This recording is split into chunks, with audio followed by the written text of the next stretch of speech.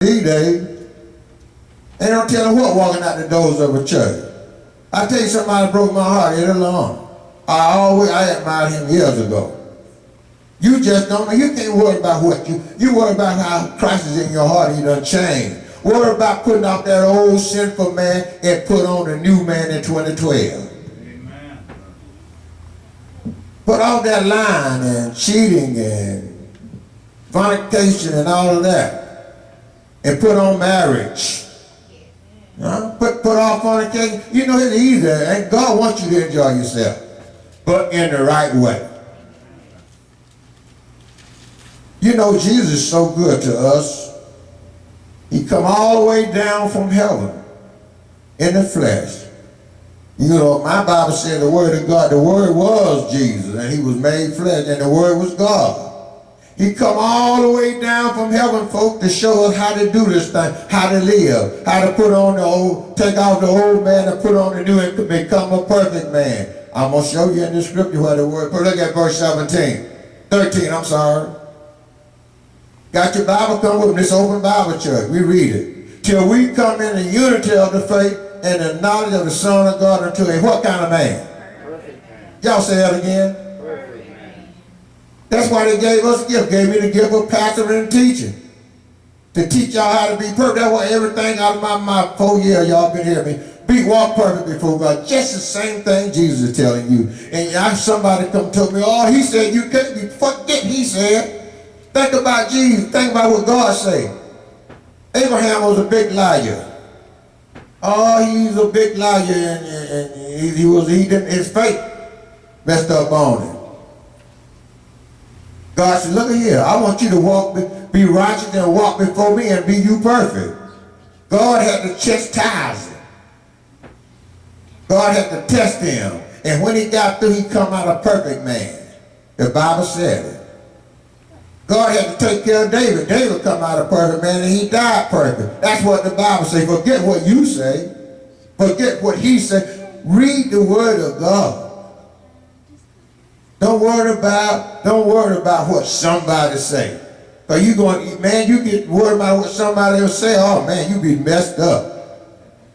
Ooh, you be messed up.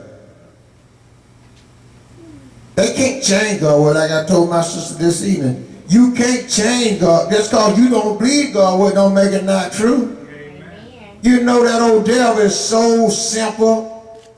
I'm saying how people fall for him. The devil told Eve, said, you ain't going to die. God don't know what he's talking about. You ain't going to die. You can get off that tree. Man, we looking at God's truth every time we look in the obituary. And the devil's lie. Amen. And men still don't believe God. They still don't believe they're going to hell if they don't straighten up. They still talking about God made them so weak that they got to sin.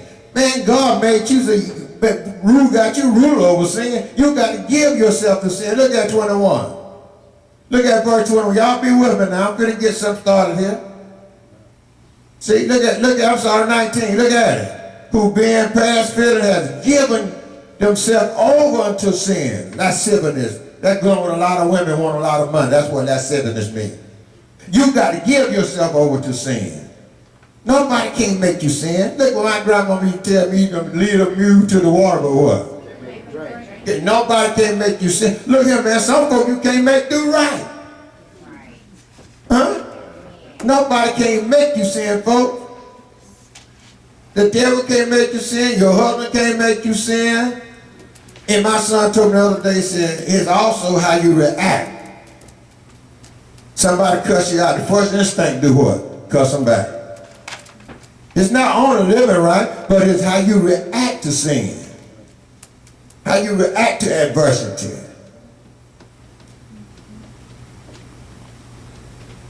We want to read this right quick. We're going to read verse 7 and 8, and then 11 through 24. Then I announce the subject. Start on 3, if you would. 1, 2, you can stand if you want to or sit. 1, 2, 3, but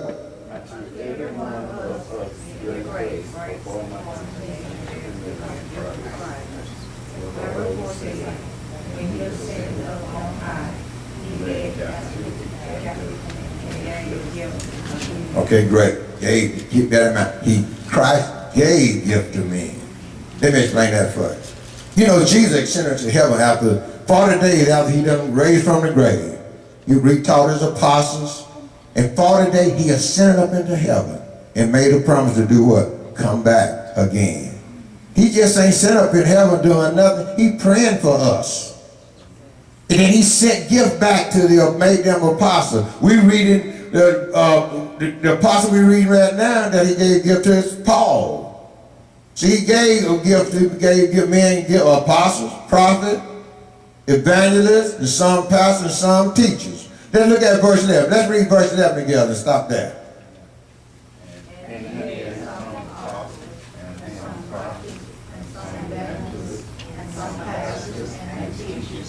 Now, why did he give me the gift of teaching and pastoring?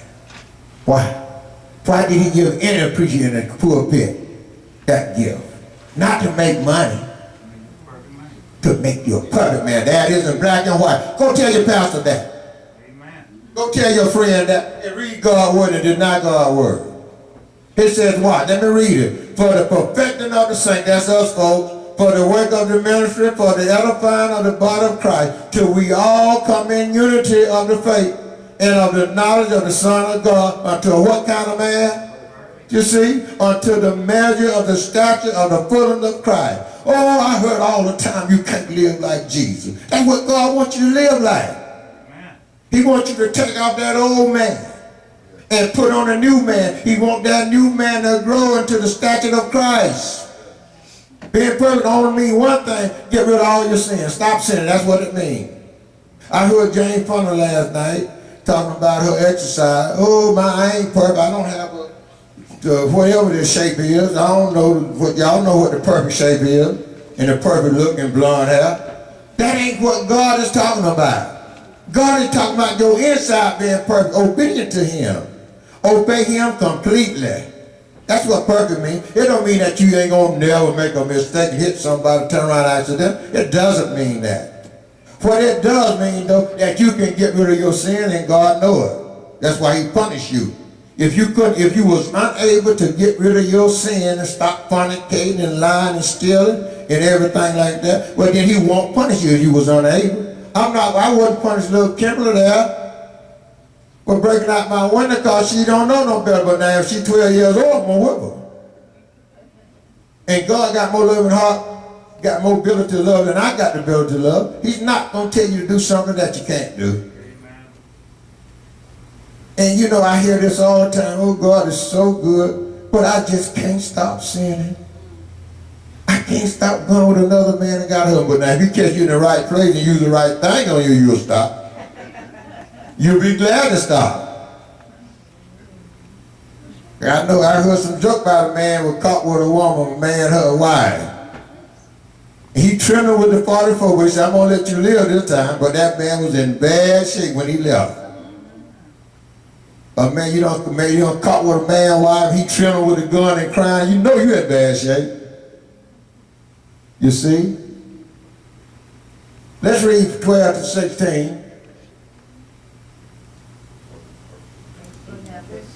For the work of the ministry, for the edifying of the body of Christ, till we all come in the unity of faith and have the knowledge of the Son of God, to the perfect man, to the measure of the stature of the fullness of Christ, that we henceforth be known children, taught to and fro, and carried about with every man of God, by the Spirit of men and current prayers, whereby we God, waiting which we see, which these truths love, may grow up into Him all things which we live in contract.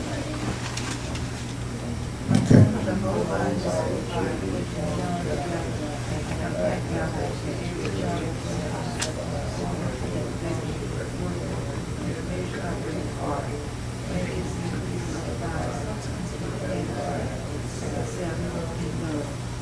Okay.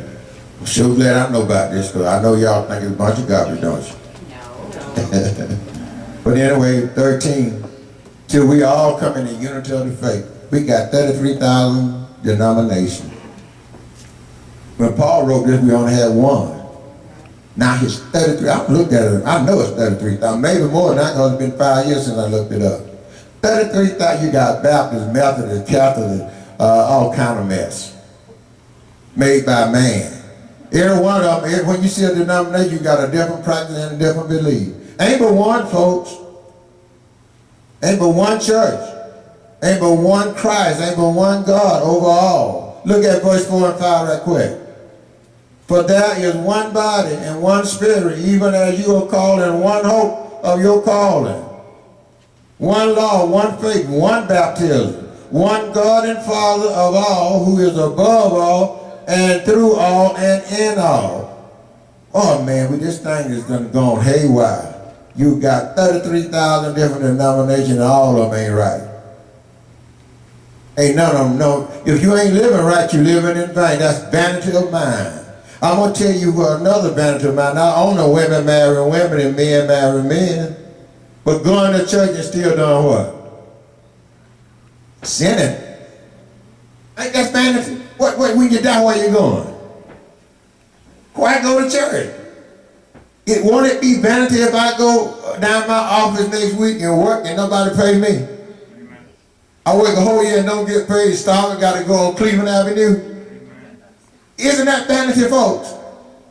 Ain't it vanity to set up on the God's house and still sinning? What you think God gonna do for you? You got to put off that old man and put on what kind? And that new man look like Christ. That's the one you got to put on. You can put on that new man, but you got to grow like Christ. You got to grow every day. And you know, God ain't got time to be fooling you, asking for forgiveness. You're going out there committing the same old sin like fornication, like stealing. And you're going to get on your knees, come to church and cry and going on. You still committing fornication. What you think God going to do? See? He's going to let you run into a train after a while. You see, somebody got to pray for you. Somebody got to shed some tears for you. See, this is a serious thing when you're dealing with God.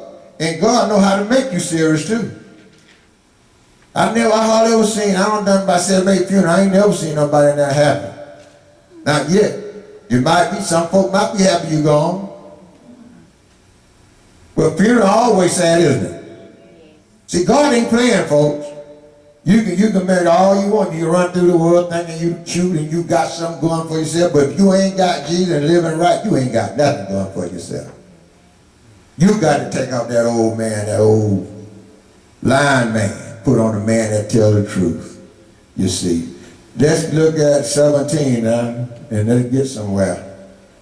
17 says, this I say therefore and testify in the law that you henceforth walk not as other Gentiles walk, in the vanity of your mind, having your understanding darkened. I learned what that means by a deacon of mine. Jesus got to open your understanding. If you ain't got Jesus, you can't understand nothing. If you ain't living right, you can't understand God's word to save your life. You can go to college, you can do anything, but till you live right and get yourself some Jesus and he opened up your understanding, that's when you can get it. Having the understanding dark and being alienated from the life of God through the ignorance that is in them. You see, people are ignorant when they ain't got God. They're walking, getting money, 2 or 3 jobs, ain't studying God. You are ignorant. Put that word in your computer or your dictionary and see what it means. It's the same as stupid. Because of the blindness of your heart. Who blind your heart? Who blind your mind? Satan. Satan, man, he blind your mind with lies. He's a mind blinder, folks. And money is the root of it. Folks run around with money, and they'll run to a big old money place in a minute. You know. But that's blinding your heart. You can't see to save your life till you get right with Jesus. 19, who being past feeling have given themselves over unto lasciviousness, to work all uncleanness with greediness. Don't worry about that. That's sex. Getting sex and want everything they see, want to buy everything they see. That's what all that is. Lascivious, that means greedy for the world. Now, here come the new man. We just got through talking about the old man. We coming up to the new man here, folks. First of all, we got to learn from Christ. But you have not so learned Christ, if so that you have, just be so that you have heard him and have been taught by him. I want to stop there. You got to learn his word of God. Nobody want to come to Bible study on the weekend and through the week. But you got to learn and get a new mind, folks. Learning, knowledge, changing your behavior. Ain't no music, dancing, and singing to change your behavior. Just sitting down, learning and praying and meditating on the word. That's what's going to change your life. It says it right here. He said, but you have, 20, said, but you have not so learned Christ Jesus. If so be that you have heard him and have been taught by him as the truth is in him. You got to be taught, folks. Let me stop here a minute. You know, in order to become a doctor, what I got to do? I got to study English. In order to become a lawyer, I got to study English.